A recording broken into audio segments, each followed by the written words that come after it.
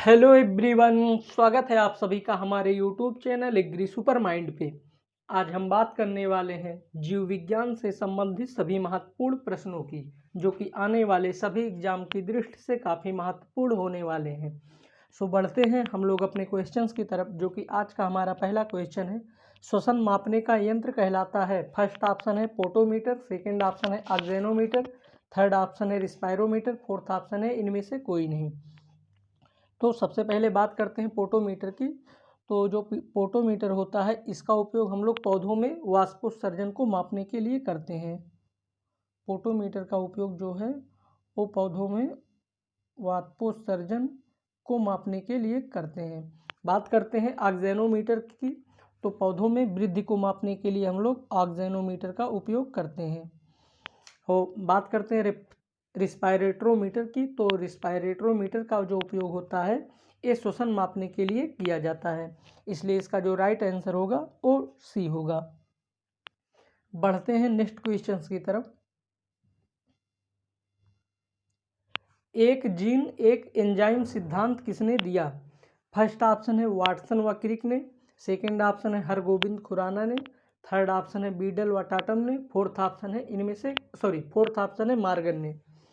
तो बात करते हैं यहाँ पे वाटसन व क्रिक की। तो वाटसन और क्रिक जो थे, इन्होंने डीएनए के आणविक संरचना की खोज की थी।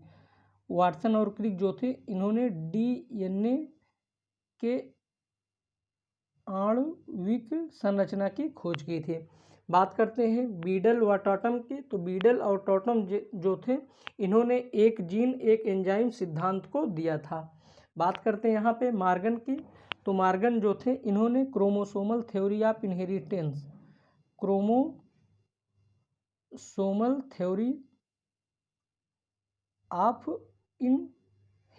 जो था उसको टीएच मार्गन ने दिया था। यहाँ पे बात हो रही कि एक जीन एक एंजाइम सिद्धांत किसने दिया था? तो एक जीन एक एंजाइम सिद्धांत बीडल और टाटम ने दिया था। इसलिए इसका जो राइट आंसर होगा वो सी होगा। बढ़ते हैं नेक्स्ट क्वेश्चंस की तरफ।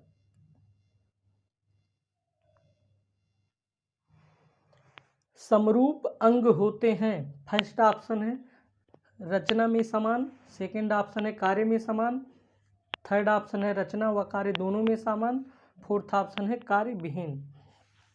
तो बात करते हैं समरूप अंग की कि समरूप अंग क्या होते हैं। शरीर के वे अंग जो उत्पत्ति और रचना में भिन्न होते हैं लेकिन कार्य में समान होते हैं, उनको हम लोग समरूप अंग बोलते हैं।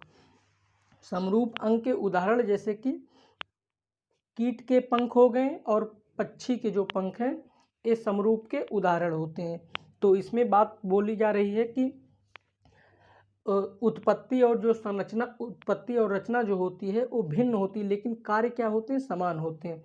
तो यानी समरूप अंग वो होते हैं जिनमें कार्य समान होते हैं। इसलिए इसका जो राइट आंसर होगा वो बी होगा। अब कीट के जो पंख होते हैं उनकी ओरिजिन अलग होती है, पक्षी की जो पंख होते हैं उनकी ओरिजिन अलग होती है, लेकिन काम दोनों का क्या होता है? उड़ने का काम दोनों का होता है। इसलिए इनका जो कार्य होता है वो समान होता है। बढ़ते हैं नेक्स्ट क्वेश्चंस की तरफ। घोंसला बनाने वाला एकमात्र सांप है। फर्स्ट ऑप्शन है चेन वाइपर, सेकेंड ऑप्शन है किंग कोबरा, थर्ड ऑप्शन है करैत, फोर्थ ऑप्शन है इनमें से कोई नहीं। तो घोंसला बनाने वाला जो एकमात्र सांप होता है वो किंग कोबरा होता है। इसलिए इसका जो राइट आंसर होगा वो बी होगा। बढ़ते हैं नेक्स्ट क्वेश्चंस की तरफ। मनुष्य ने सर्वप्रथम किस जंतु को पालतू बनाया? फर्स्ट ऑप्शन है कुत्ता, सेकेंड ऑप्शन है बकरी, थर्ड ऑप्शन है बिल्ली और फोर्थ ऑप्शन है गाय। तो मनुष्य ने सर्वप्रथम जो कुत्ता है इसको अपना पालतू जानवर बनाया था। इसका मेन उद्देश्य था शिकार करना। कुत्ते का मेन उद्देश्य पालतू बनाना था कि उससे हम लोग शिकार करवा सकते थे। इसलिए मनुष्य ने सर्वप्रथम कुत्ते को पालतू जानवर बनाया। इसलिए इसका जो राइट आंसर होगा वो ए होगा। बढ़ते हैं नेक्स्ट क्वेश्चंस की तरफ। होमो सेपियंस किसका वैज्ञानिक नाम है? फर्स्ट ऑप्शन है लैमूर, सेकंड ऑप्शन है आधुनिक मानव, थर्ड ऑप्शन है उपमानव, फोर्थ ऑप्शन है इनमें से कोई नहीं।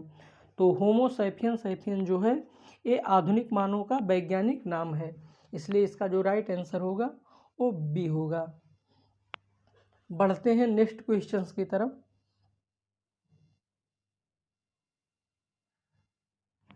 मनुष्य 1 मिनट में कितनी बार सांस लेता है?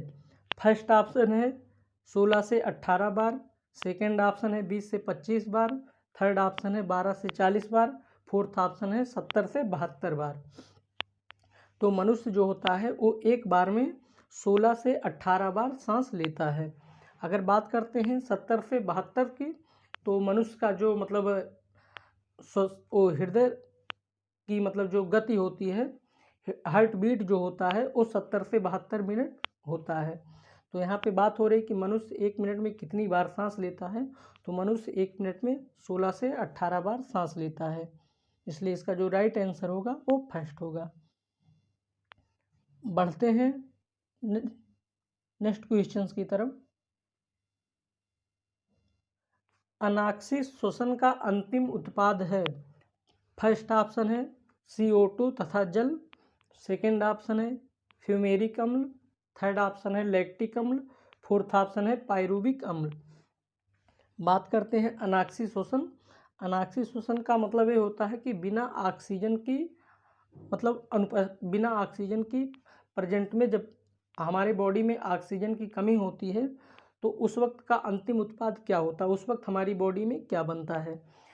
नॉर्मली हम लोग देखते हैं कि जब हम लोग दौड़ते हैं या फिर कोई हार्ड एक्सरसाइज करते हैं तो उसमें क्या होता है, हमारी बॉडी में ऑक्सीजन की कमी होती है, और ऑक्सीजन की कमी के कारण हमारी बॉडी में हार्ड एक्सरसाइज या दौड़ने के दौरान बॉडी में थकावट सी महसूस होती है। थकावट किस कारण आती है, तो बॉडी में ऑक्सीजन की जो कमी हो जाती है इसके कारण हमारी बॉडी में लैक्टिक अम्ल बनता है। तो लैक्टिक अम्ल जो होता है ये अनाक्सी श्वसन का अंतिम उत्पाद होता है, इसलिए इसका जो राइट आंसर होगा वो सी होगा। अगर बात करते हैं ऑक्सी श्वसन की, तो ऑक्सी श्वसन का जो अंतिम उत्पाद होता है वो पायरुविक अम्ल होता है। बढ़ते हैं नेक्स्ट क्वेश्चंस की तरफ। जीवन रक्षक हार्मोन्स किस ग्रंथि से स्रावित होती हैं? फर्स्ट ऑप्शन है एड्रिनल, सेकंड ऑप्शन है पिट्यूटरी, थर्ड ऑप्शन है थायराइड, फोर्थ ऑप्शन है उपरोक्त सभी। तो बात करते हैं यहाँ पे जीवन रक्षक हार्मोन्स की, कि जीवन रक्षक हार्मोन्स किस हार्मोन्स को कहते हैं। जीवन रक्षक हार्मोन्स जो होती हैं एक कब हमारी बॉडी में काम करती हैं, जब शरीर तनाव की स्थिति में होती है, जैसे कि शरीर में डर हो, क्रोध हो, पीड़ा हो, तो इस स्थिति में क्या होता है, हमारी बॉडी में एड्रिनल हार्मोन्स का सिक्रीशन होता है या स्राव होता है। तो वह आपातकालीन में यह शरीर को सामान्य अवस्था में लाने की कोशिश करता है, इसलिए इसको हम लोग जीवन रक्षक हार्मोन्स भी बोलते हैं। तो एड्रिनल जो होता है ये जीवन रक्षक हार्मोन्स का काम करता है, इसलिए इसका जो राइट आंसर होगा वो ए होगा। बढ़ते हैं नेक्स्ट क्वेश्चंस की तरफ। शरीर में ऊतकों का निर्माण किससे होता है? फर्स्ट ऑप्शन है प्रोटीन से, सेकंड ऑप्शन है वसा से, थर्ड ऑप्शन है कार्बोहाइड्रेट से, फोर्थ ऑप्शन है विटामिन से। तो शरीर में जो ऊतकों का निर्माण होता है वो प्रोटीन से होता है, इसलिए इसका जो राइट आंसर होगा वो ए होगा। बढ़ते हैं नेक्स्ट क्वेश्चंस की तरफ। विटामिन सी का सबसे अच्छा स्रोत है। फर्स्ट ऑप्शन है सेब, सेकंड ऑप्शन है दूध, थर्ड ऑप्शन है आंवला, फोर्थ ऑप्शन है आम। तो विटामिन सी का जो सबसे अच्छा स्रोत माना जाता है वो आंवले को माना जाता है, इसलिए इसका जो राइट आंसर होगा वो सी होगा।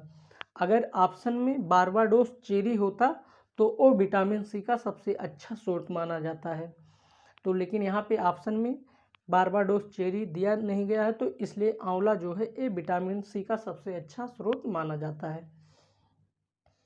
बढ़ते हैं नेक्स्ट क्वेश्चंस की तरफ। ब्लड कैंसर को आमतौर पर किस नाम से जानते हैं?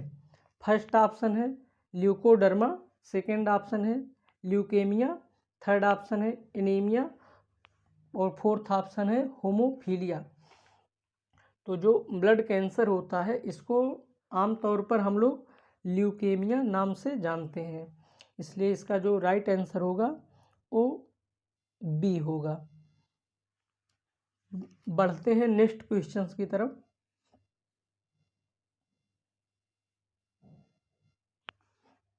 मीना माता रोग का कारण है, फर्स्ट ऑप्शन है पारा, सेकंड ऑप्शन है कैडमियम, थर्ड ऑप्शन है सीसा और फोर्थ ऑप्शन है जस्ता।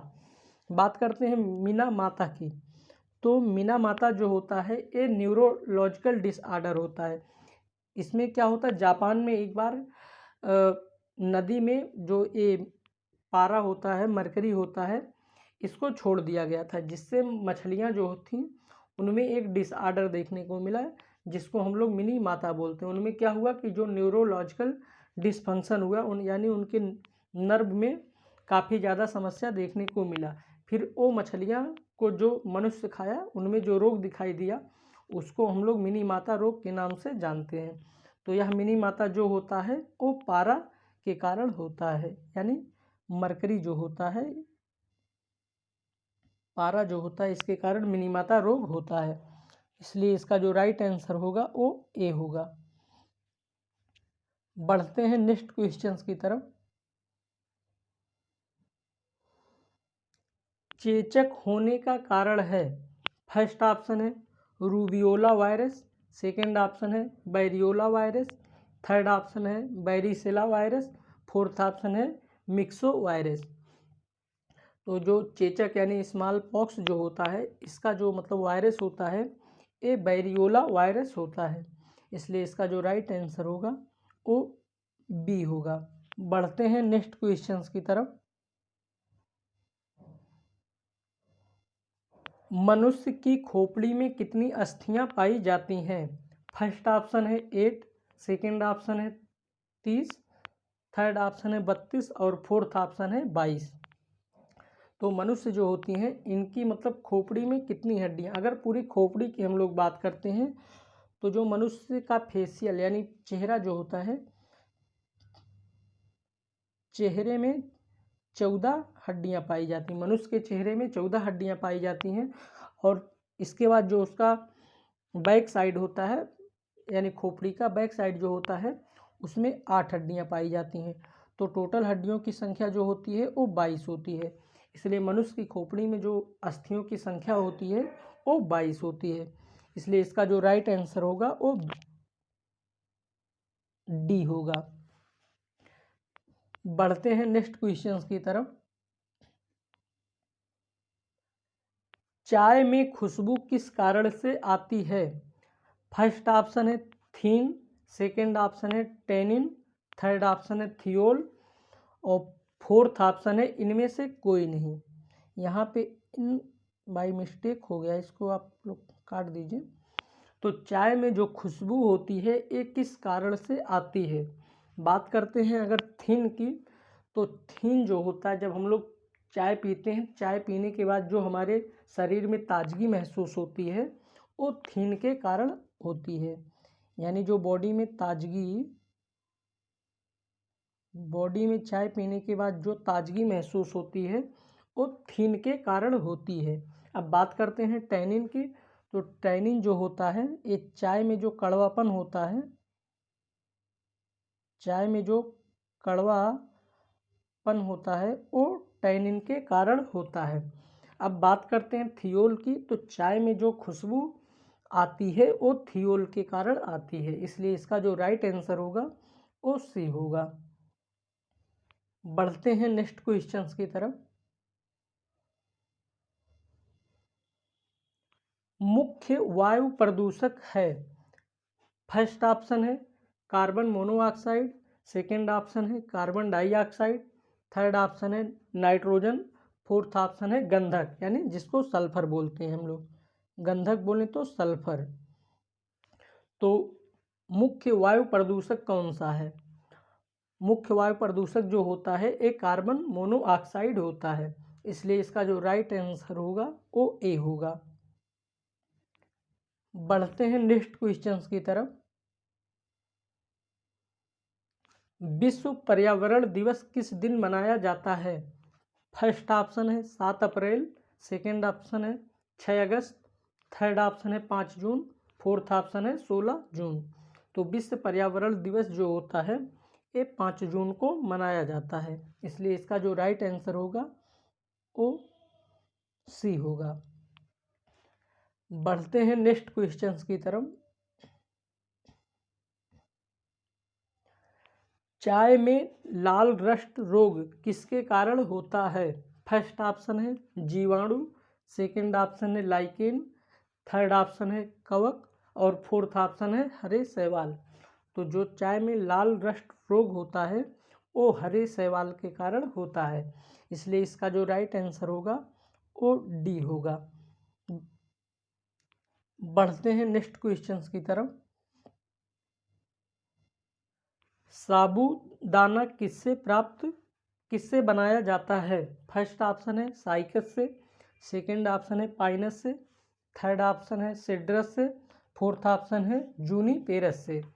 तो साबू का दाना जो होता है वो साइकस से बनाया जाता है, इसलिए इसका जो राइट आंसर होगा वो ए होगा। बढ़ते हैं नेक्स्ट क्वेश्चंस की तरफ। लिटमस किससे निकाला जाता है?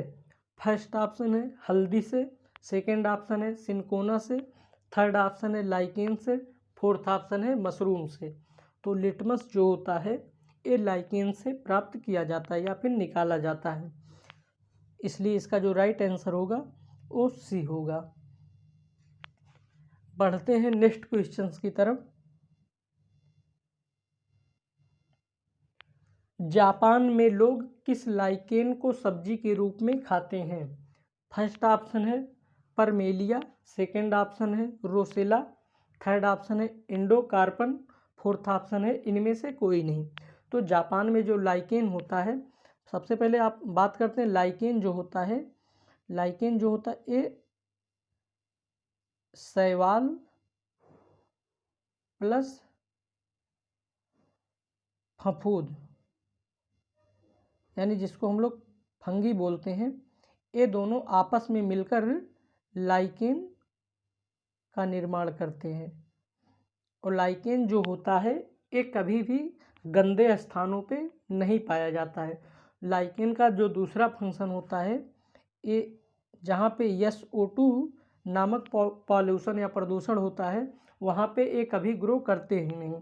तो शैवाल जो मतलब लाइकेन होते हैं ये शैवाल प्लस फफूद से मिलकर लाइकेन बनते हैं, और लाइकेन जो होता है SO2 का गुड इंडिकेटर होता है, यानी SO2 प्रदूषण जहाँ पे होते हैं वहाँ पे शैवाल पाए ही नहीं जाते हैं। तो यहाँ पे बात हो रही है कि जापान में जो लोग होते हैं वो किस लाइकेन की सब्जी को खाते हैं, तो इसका जो राइट आंसर होगा वो इंडोकार्पन होगा। बढ़ते हैं नेक्स्ट क्वेश्चंस की तरफ। दालचीनी का पौधा किस कुल से संबंधित है? फर्स्ट ऑप्शन है कंपोजिटी, सेकंड ऑप्शन है सोलेनेसी, थर्ड ऑप्शन है लेग्यूमिनेसी, फोर्थ ऑप्शन है ग्रेमनी। बात करते हैं कंपोजिटी की, तो कंपोजिटी कुल के अंदर जो होता है वो गेंदे का फूल आता है। कंपोजिटी के अंदर जो होता है वो गेंदे का फूल आता है। बात करते हैं सोलेनेसी, तो सोलेनेसी के अंदर जितनी सब्जी वर्गियाँ जितनी सब्जी होती लगभग सोलेनेसी के अंतर्गत ही आते हैं, जैसे कि आलू हुआ, बैगन,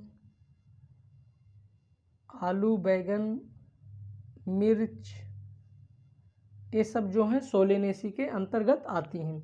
बात करते हैं दालचीनी का पौधा किस कुल से संबंधित है, तो दालचीनी का जो पौधा है ये लेग्यूमिनेसी कुल से संबंधित होता है, इसलिए इसका जो राइट आंसर होगा वो सी होगा। बात करते हैं ग्रेमनी की, तो ग्रेमनी को हम लोग घास कुल का भी पौधा बोलते हैं। इसके अंतर्गत क्या होता है, गेहूँ होता है, धान होता है, और जो बांस का पौधा होता है ये पौधा नहीं बल्कि घास होता है, ये सब ग्रेमनी के अंदर आते हैं। बढ़ते हैं नेक्स्ट क्वेश्चन की तरफ। निम्न में से कौन सा पादप हार्मोन्स है? फर्स्ट ऑप्शन है इंसुलिन, सेकेंड ऑप्शन है साइटोकाइनिन, थर्ड ऑप्शन है एस्ट्रोजन, फोर्थ ऑप्शन है इनमें से कोई नहीं।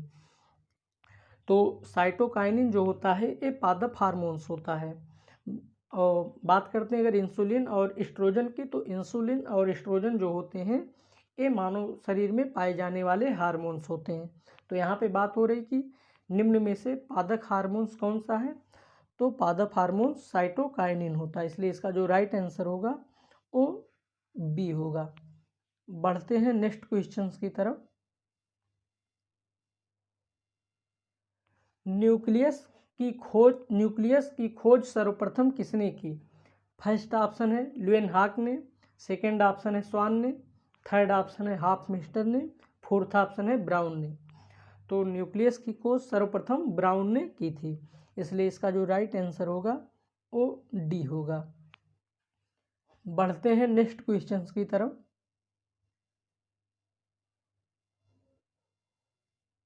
कोस्की जीव विज्ञान केंद्र कहाँ स्थित है? फर्स्ट ऑप्शन है मुंबई, सेकेंड ऑप्शन है कोलकाता, थर्ड ऑप्शन है बेंगलुरु, फोर्थ ऑप्शन है हैदराबाद। तो जो कोस्की जीव विज्ञान केंद्र है वो हैदराबाद में स्थित है, इसलिए इसका जो राइट आंसर होगा वो डी होगा। बढ़ते हैं नेक्स्ट क्वेश्चंस की तरफ। निम्न में से कौन सा पौधा मरूदभिद है? फर्स्ट ऑप्शन है सरसों, सेकेंड ऑप्शन है अमरबेल, थर्ड ऑप्शन है करील, फोर्थ ऑप्शन है नीम। तो बात करते हैं कि मरूदभिद यानी वो पौधे जो रेगिस्तान में पाए जाते हों उनको हम लोग मरूदभिद पौधे बोलते हैं। तो इसका जो राइट आंसर होगा वो अमरबेल है, यानी अमरबेल जो है ये मरूदभिद पौधा होता है, इसलिए इसका जो राइट आंसर होगा वो बी होगा। बढ़ते हैं नेक्स्ट क्वेश्चंस की तरफ। रक्त एक प्रकार का है, फर्स्ट ऑप्शन है उपकला ऊतक, सेकेंड ऑप्शन है पेशी ऊतक, थर्ड ऑप्शन है तंत्रिका ऊतक, फोर्थ ऑप्शन है संयोजी ऊतक। तो रक्त जो होता है एक प्रकार का संयोजी ऊतक होता है, इसलिए इसका जो राइट आंसर होगा वो डी होगा। बढ़ते हैं नेक्स्ट क्वेश्चंस की तरफ।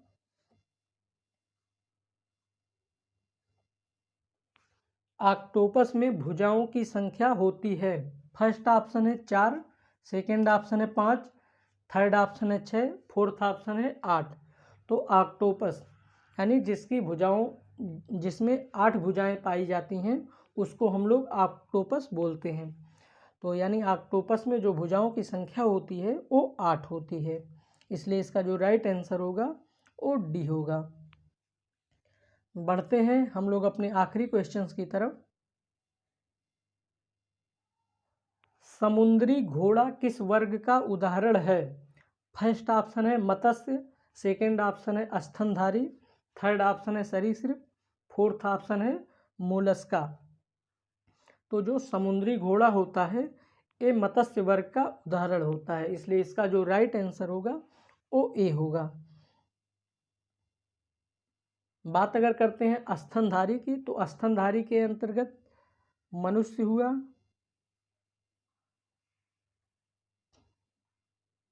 चिंपैंजी हो गया, या फिर वे प्राणी जिनमें स्तन ग्रंथियां पाई जाती हैं वो सब स्तनधारी के अंतर्गत आते हैं। बात करते हैं सरीसृप की, तो सरीसृप के अंतर्गत जो होते हैं ये छिपकली हो गए, सांप हो गए, ये सब सरीसृप के अंतर्गत आते हैं। बात करते हैं अगर मोलस्का की, तो मोलस्का के अंदर जो घोंघा होते हैं वो आते हैं। तो आज का हमारा वीडियो यहीं तक, मिलते हैं नेक्स्ट वीडियो में, तब तक के लिए good luck, take care, bye bye.